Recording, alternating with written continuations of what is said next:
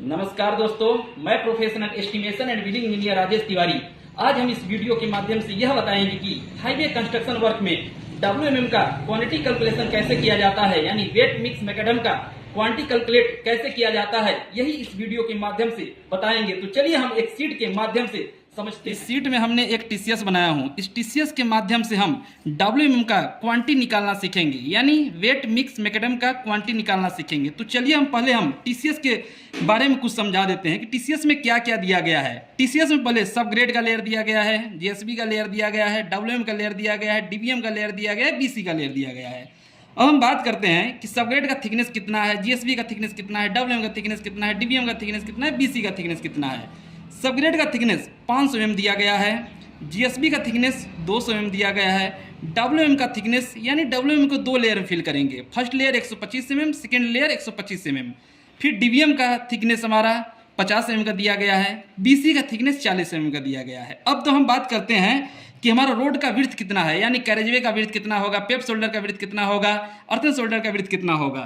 ये हमारा रोड का सेंटर लाइन है। सेंटर लाइन से वन साइड में कैरेजवे 3.5 मीटर का दिया गया है, पेप शोल्डर 1500 mm यानी 1.5 मीटर का दिया गया है, अर्थन शोल्डर 1 मीटर का दिया गया है यानी 1000 mm का दिया गया है। इसी प्रकार सेंटर से दूसरे साइड भी कैरेजवे 3.5 मीटर का दिया गया है, पेप शोल्डर 1.5 मीटर का दिया गया है यानी 1500 mm का दिया गया है, अर्थन शोल्डर 1000 mm का दिया गया है यानी 1 मीटर का दिया गया है। यही चीज़ हमने इसको अलग से यहाँ पे लिख दिए हैं, जैसे कैरेजवे 3.5 मीटर का जो हमने ऊपर पहले बताया था, पेप शोल्डर 1.5 मीटर का जो हमने ऊपर पहले बताया था कि 1.5 मीटर का है, अर्थन शोल्डर 1 मीटर का है।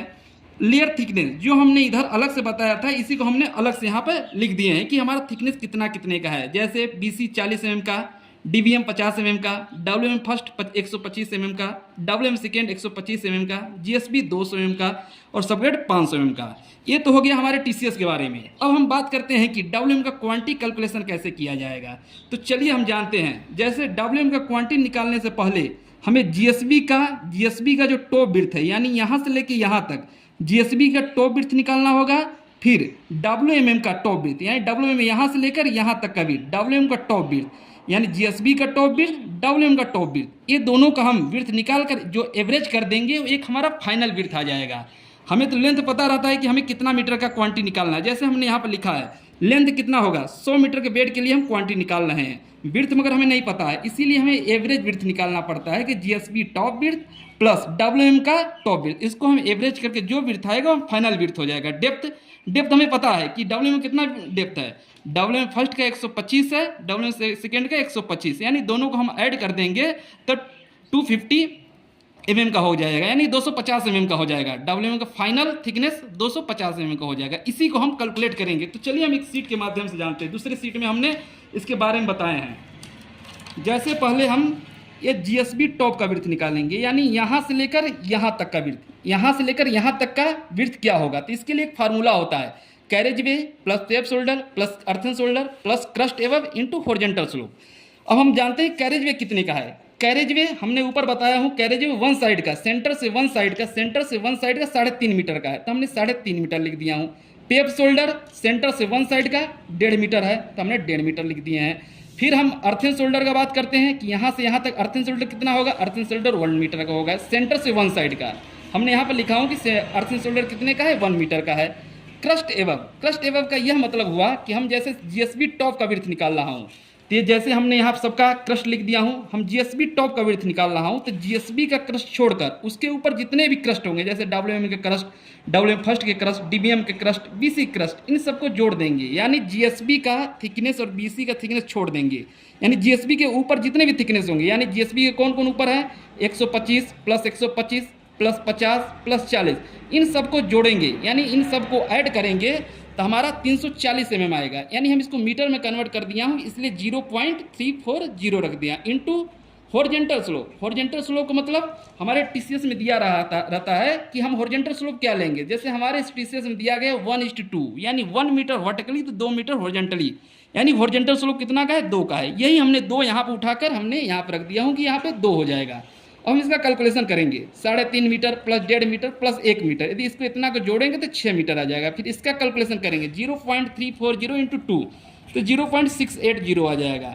इसको प्लस इसको यानी 6 मीटर प्लस 0.680 को ऐड करेंगे तो 6.8 मीटर आ जाएगा। यह वन साइड का होगा। जीएसबी का ये हमारा सेंटर हो गया, सेंटर से वन साइड का विड्थ हो गया, यानी जीएसबी टॉप का यहाँ से लेकर यहाँ तक सेंटर तक का विड्थ कितना हुआ, 6.8 मीटर। अब इसमें 2 का मल्टीप्लाई कर देंगे तो हमारा बोथ साइड का क्वांटिटी आ जाएगा, यानी 6.8 इंटू 2 तो कितना आ जाएगा 13.6 मीटर। यानी हमारा 13.6 मीटर हुआ जो जीएसबी का टॉप विड्थ हुआ, यहाँ से लेकर यहाँ तक का विड्थ निकल गया। अब हमें निकालना है डब्ल्यूएम का टॉप विड्थ, यानी यहाँ से लेकर यहाँ तक का विड्थ निकालना। इसके लिए हम दूसरे सीट पे हमने बनाए हैं कि कैसे निकाला जाएगा। ये हमारा हो गया डब्ल्यूएम टॉप विड्थ। इसका फार्मूला क्या होता है, carriage way plus paved shoulder plus crust above into horizontal slope. इसमें अर्थन शोल्डर नहीं आया क्योंकि हम डब्ल्यूएमएम हो चाहे डीबीएम हो चाहे बीसी हो, इन तीनों को हम चाहे डब्ल्यूएम का करिए चाहे डीबीएम का करिए चाहे बीसी करिए, इस अर्थन शोल्डर पर नहीं आता है, इसलिए हमने यहाँ पर अर्थन शोल्डर हटा दिए इस फार्मूला से। तब चलिए हम जानते हैं, जैसे कैरेज वे कितने का दिया है 3.5 मीटर का। हमने पीछे बताया हूँ कि हमारा कैरेज वे कितने का है 3.5 मीटर का है। पेप शोल्डर 1.5 मीटर का है। अब इसमें हमारा अर्थन शोल्डर नहीं आता है, यहाँ पर क्रस्ट एबव आ गया। क्रस्ट एबव का मतलब क्या हुआ, क्रस्ट एबव का मतलब यह हुआ जैसे हम डब्ल्यूएम टॉप का विड्थ निकाल रहा हूँ तो हम यहाँ पाएंगे डब्ल्यूएम टॉप, यानी हम डब्ल्यूएम को छोड़कर इसके ऊपर जितने भी लेयर आएंगे उनकी क्रस्ट जोड़ देंगे। यानी डब्ल्यूएम के ऊपर कौन कौन से आ रहे हैं, डीबीएम का लेयर आ रहा है, बीसी का लेयर आ रहा है, इन्हीं दोनों को क्रस्ट जोड़ देंगे। यानी 50 प्लस 40 ये दोनों को जोड़ेंगे तो हमारा 90 mm आएगा, 90 mm आएगा।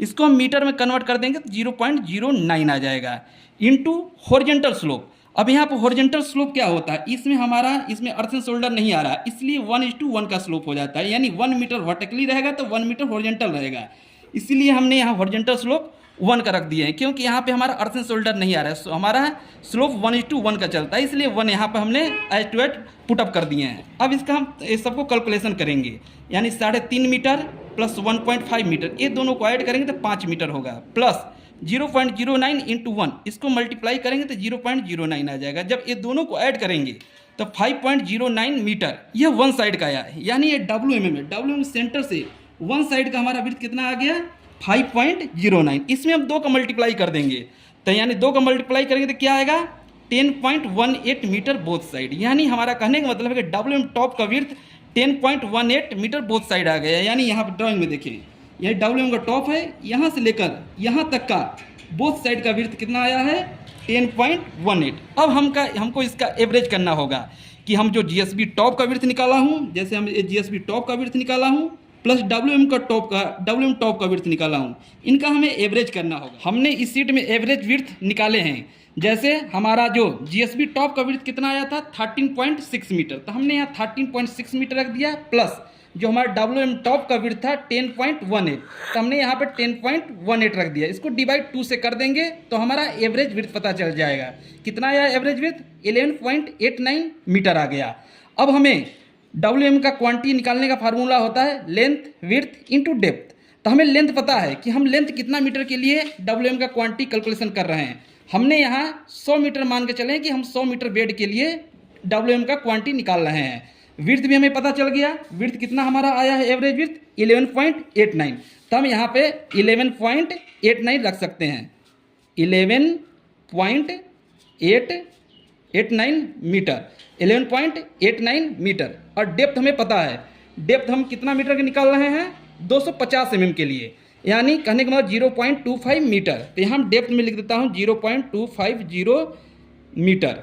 तो हम इस फार्मूला में रख देंगे length width into depth. Length तो हमें पता है कि 100 मीटर बेड के लिए हम डब्ल्यूएम का क्वांटिटी निकाल रहे हैं, तो यहाँ 100 रख देंगे।